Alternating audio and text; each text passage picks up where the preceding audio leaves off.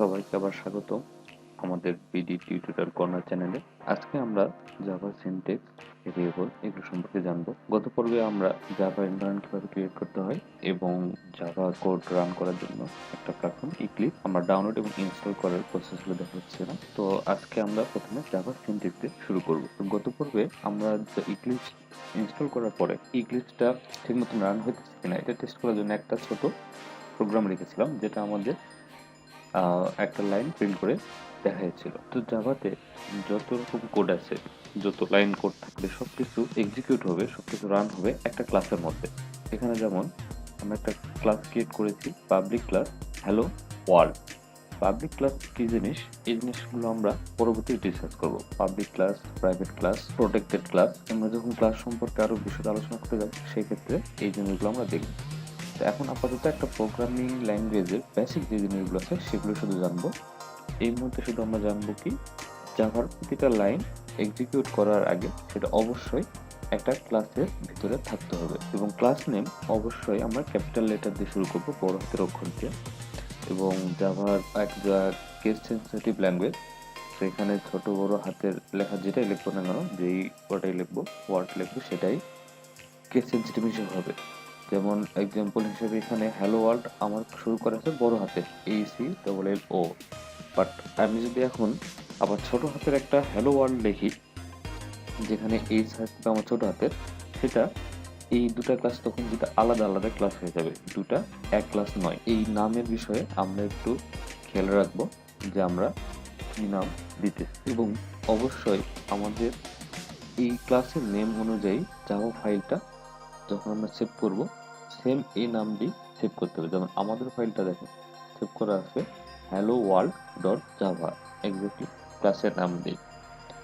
এবং প্রতিটি জাভা প্রোগ্রামেরই একটা করে মেইন মেথড থাকে।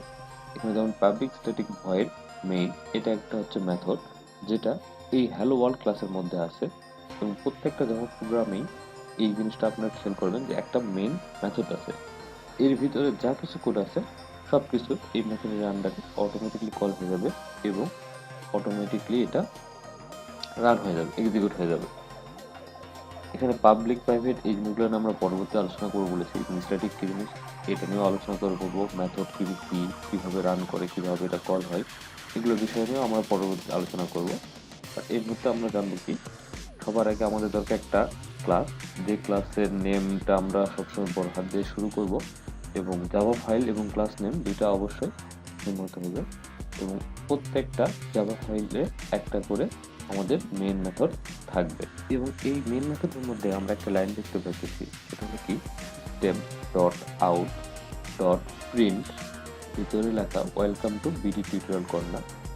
এই লাইনটা আমরা যখন জাভাতে কোনো কিছু প্রিন্ট করে দেখাতে চাই, যে আউটপুটে এই জিনিসটা, এই মেসেজটা আমরা কোনো একটা মেসেজ শো করতে চাই, সেক্ষেত্রে আমরা এই লাইনটা ইউজ করি, system dot out dot print welcome to BD tutorial corner. এর মাঝখানে একটা স্ট্রিং থাকবে, এই স্ট্রিং এর মাধ্যমে যে এই স্ট্রিংটা এখানে এর মধ্যে যা কিছু আমরা লিখবো না কেন সবকিছুই আমাদের আউটপুট উইন্ডো যেটা আছে এখানে এসে শো হবে।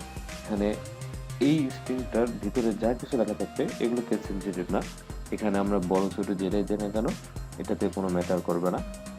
আর এখানে আমি এর ভিতরে যে জিনিসটাই লিখবো সেটাই আমার আউটপুট আসবে। যেমন ওয়েলকাম টু, এরপরে যদি আমি এখানে একটা প্লাস সাইন অ্যাড করে দিই, দিয়ে এটা রান দিই, সেক্ষেত্রেও আমাদের এখানে প্লাস সাইনটা দিবে। এখানে যদি আমরা কোনো নাম্বারও দিই, সেই নাম্বারটাও প্রিন্ট করে ফেলবে। তো এই স্ট্রিং এর মধ্যে আমরা যা কিছু লিখবো, স্ট্রিং কি জিনিস সেটাও আমরা পরবর্তী আলোচনা করব। এই দুইটা আপার ক্লোনের মধ্যে যা কিছু লেখা থাকবে না কেন সেটাই এই লাইনটা এক্সিকিউট করে প্রিন্ট করে দেবে। আর system dot out dot print অনেক জায়গায় এক্সাম্পল হিসেবে দেখবেন এর শেষে LN ওয়ার্ডটা এই দুইটা অ্যালফাবেটে যোগ করা থাকে, সেক্ষেত্রে যদি রান দিই আমার আউটপুট আসবে। শুধু এই প্রিন্ট এবং প্রিন্ট LN এই দুইটার স্টেটমেন্টের পার্থক্য হলো, যদি আমি LN লিখি তাহলে এই লাইনের পরে আমার একটা নতুন লাইন ক্রিয়েট হয়ে যাবে, আর যদি আমরা LN না লিখি সেক্ষেত্রে আমাদের নতুন লাইন ক্রিয়েট হয় না।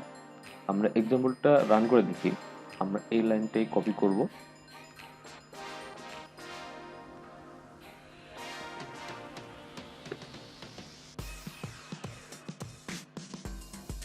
আমরা এখন যদি রান দেই তাহলে পরপর দুইটা লাইন আসবে, welcome to one BD tutorial corner, welcome to one BD tutorial corner.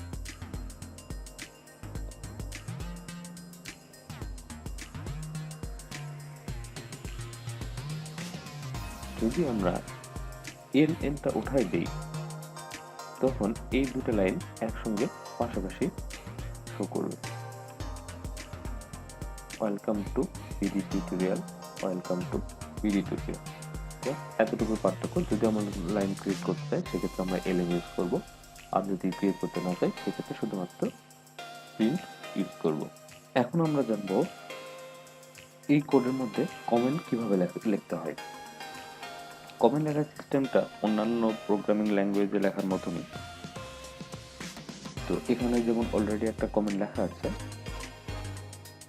এই কোডটার মধ্যে যে অংশটা কমেন্ট আকারে লেখা থাকবে সেই অংশটা কোডের মধ্যে এক্সিকিউট হবে না, বা ওই কোডটা ওই যে অংশটা রান করবে। যেমন আমি যদি এখন এই দুটো লাইনকে কমেন্ট আউট করে দিই, তাহলে এখন যদি আমি রান দিই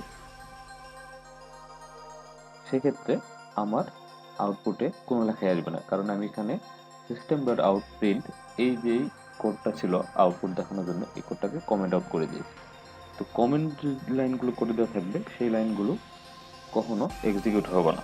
তো আমরা দেখব এখন কমেন্ট কিভাবে করে। তো কমেন্ট দুইভাবে করা যায়, একটা হলো সিঙ্গেল লাইন কমেন্ট, আরেকটা হলো মাল্টিপল লাইন কমেন্ট। আমরা যদি কখনো চাই যে একবার অনেকগুলো লাইন একসঙ্গে কমেন্ট আউট করে দেবো পাশাপাশি, সেক্ষেত্রে আমরা মাল্টি লাইন কমেন্ট ইউজ করব। আর যদি চাই যে না আমরা নির্দিষ্ট শুধু একটা লাইনকেই এক্সিকিউট করতে চাইতেছি না, সেই লাইনটাকে কমেন্ট আউট করার জন্য সিঙ্গেল লাইন কমেন্ট ইউজ করা হয়। আর বেসিক্যালি কমেন্টগুলো ইউজ করা হয় যখন আমরা কোনো বড় প্রোগ্রাম লিখি, তখন সেক্ষেত্রে কোন অংশটুকু কী কাজের জন্য আমরা ব্যবহার করতেছি সেই জিনিসটা আইডেন্টিফাই, মানে পরবর্তীতে যখন আমরা কোডের মধ্যে কোনো খুঁজে বের করতে যাব সেক্ষেত্রে আমাদের জন্য সুবিধা হয় বুঝতে যে এই অংশটা আমার নির্দিষ্ট এই অংশের জন্য কাজ করতেছে। তো আসুন আমরা প্রথমে দেখি সিঙ্গেল লাইন কমেন্ট কিভাবে করতে হয়। সিঙ্গেল লাইন কমেন্ট করার জন্য আমাদের শুধু দুইটা ব্ল্যাক স্পেস দিলেই হয়ে যায়।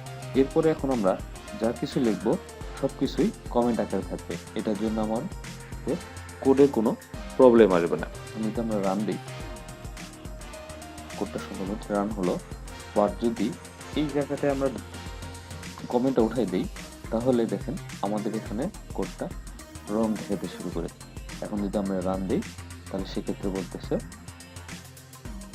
error exists in required project। আর এখন যদি আমরা দুইটা শুধু ডবল ব্ল্যাক স্পেস দিয়ে দিই তখন আমার এটা লাইনটা কমেন্ট হয়ে গেল, এটা আমার আর কোডের মধ্যে রান হবে না। এক্ষেত্রে আমার এররটাও চলে গেছে। এখন রান দিলে আবার এটা রান হবে। আমরা এখানে এখন এই প্রোগ্রামটার জন্য আমরা লিখব ফুড টেস্টিং কোড। আমরা এখন জানলাম কি যে এই জায়গাটায় আমরা শুধুমাত্র আউটপুট টেস্টিং করার জন্য system.out.println এই ফাংশনটা আমরা এখানে কল করে দেখেছিলাম। তো এখন আমরা দেখি মাল্টি লাইন যে কমেন্ট আউট সিস্টেমটা আছে এটা কিভাবে করে, এটা আমরা দেখব।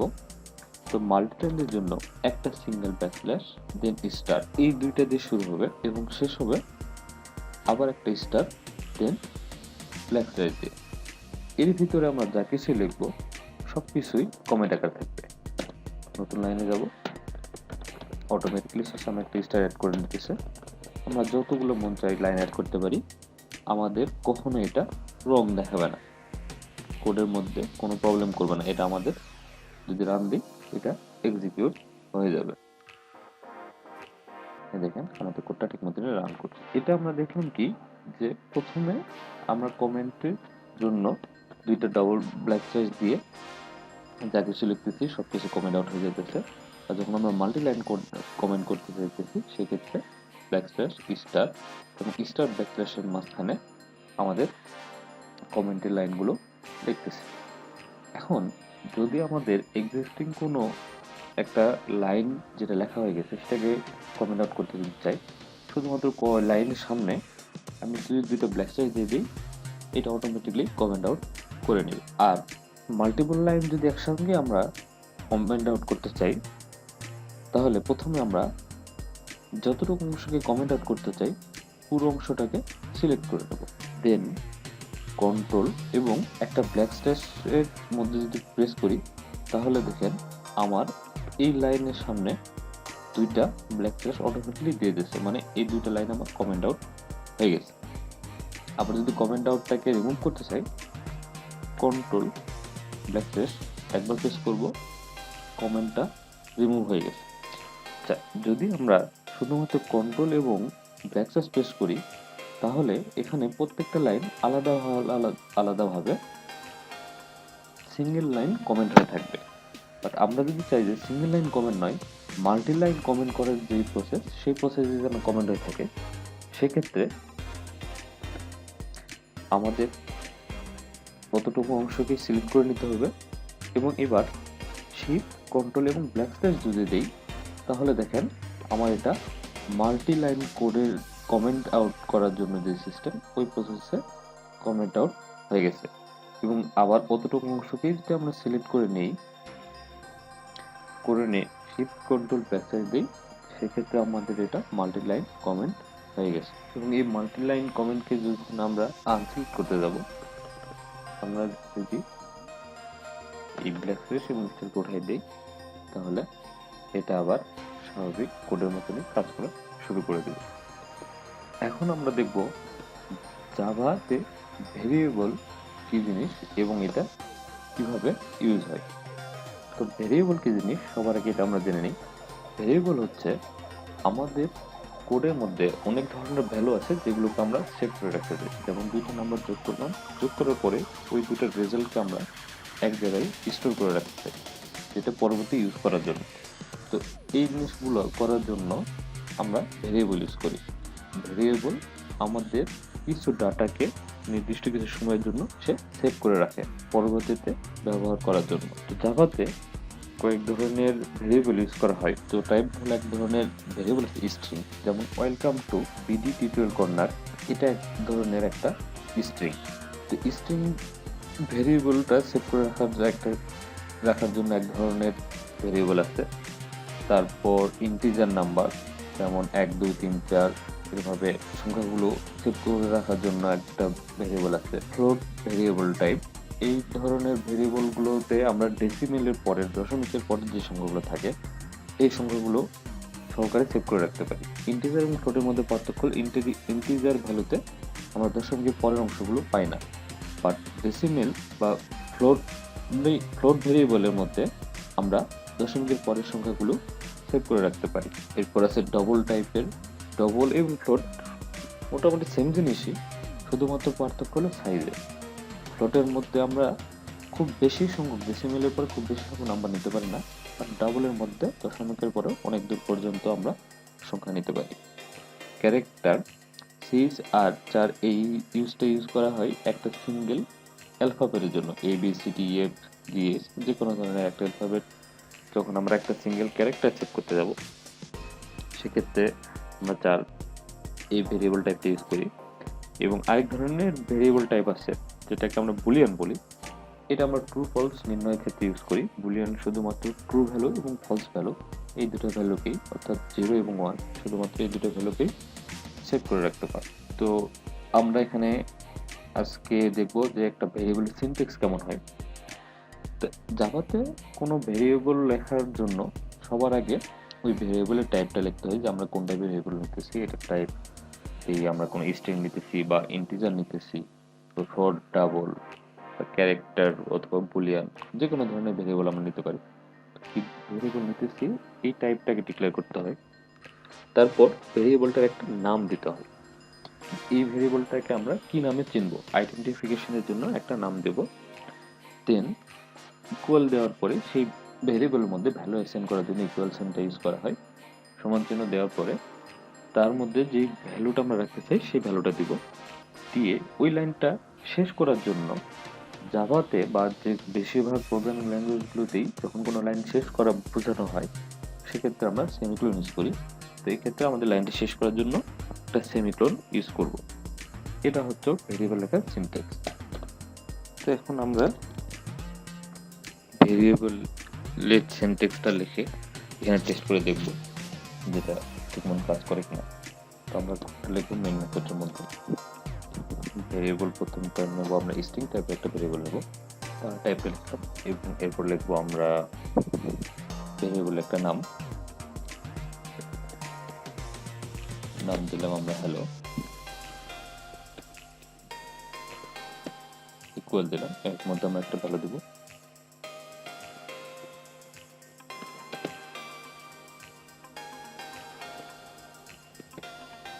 Back to PD corner.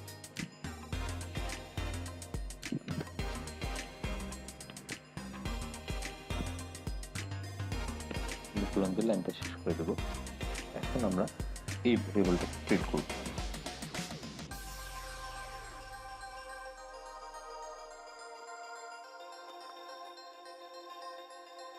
এখন আমরা রান দিয়ে দেখবো এটা ঠিক মতন কাজ করতেছে কিনা। এই দেখেন আমাদের আগে এখানে আমরা পুরো স্ট্রিংটা লিখতেছিলাম, এখন শুধুমাত্র ওখানে একটা ভেরিয়েবল দিলাম, যে ভেরিয়েবলের মধ্যে আমরা একটা ভ্যালু সেট করলাম। সেট করার পর যখন রান দিলাম তখন আমাদের ওই ভ্যালুটা এখানে প্রিন্ট করে দেখা দিল। তো ভেরিয়েবলের ডাটা টাইপটা কি জিনিস এটা আমরা নেক্সট ভিডিওতে আমরা জানবো। ভেরিয়েবলের নাম লেখার কিছু নিয়ম আছে, যেমন ভেরিয়েবল এখানে ভেরিয়েবলের নামও কেস সেনসিটিভ, বাট এর ভ্যালু কেস সেনসিটিভ না, নামগুলো কেস সেনসিটিভ। আমি একই নামে দুইটা ভেরিয়েবল ডিক্লেয়ার করতে পারবো না সেম ডাটা টাইপের। যেমন স্ট্রিং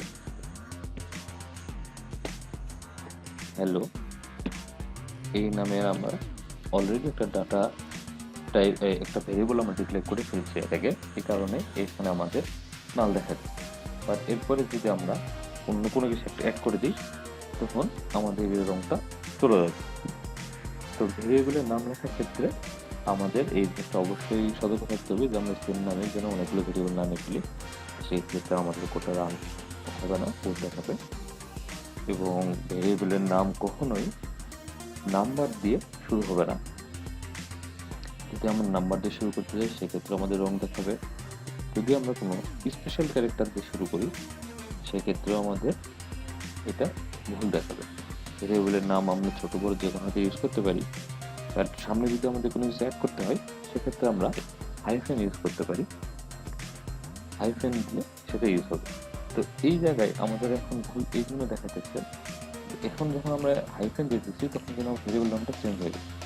তো আমাদের এই কোডটা হ্যালো এই নামের ভেরিয়েবল আর খুঁজে পাইতেছে না, কারণ এই হ্যালোতে কোনো হাইফেন নাই। যদি এখানে আমরা হাইফেন দিয়ে দিই তখন আমাদের এটা আর রং দেখাবে না। তো ভেরিয়েবল নামের শুরুতে আমরা হাইফেন ইউজ করতে পারি বা কোনো নাম্বার বা স্পেশাল ক্যারেক্টার ইউজ করতে পারবো না। ভেরিয়েবলের নামে আমাদের ছোট হাতের হতে পারে, বড় হাতের হতে পারে, বা দুইটা না ভেরিয়েবল নাম এক হওয়া যাবে না। ভেরিয়েবল লেখার এই ধরনের নিয়ম, এবং যে টাইপের আমরা ভেরিয়েবল লিখবো সেই টাইপের ভ্যালুগুলো আমরা অ্যাসাইন করব। তো আজকে এই পর্যন্তই। নেক্সট ভিডিওতে আমরা দেখবো যে ডাটা টাইপগুলো কি এবং কি ধরনের ভেরিয়েবল যে ভেরিয়েশনগুলো আছে সেগুলো দিয়ে কীভাবে কোনটা কাজ করে এবং এই ভেরিয়েবলগুলো আমরা কখন কোথায় ইউজ করবো এই জিনিসগুলো সম্পর্কে আস্তে আস্তে জানবো। ধন্যবাদ।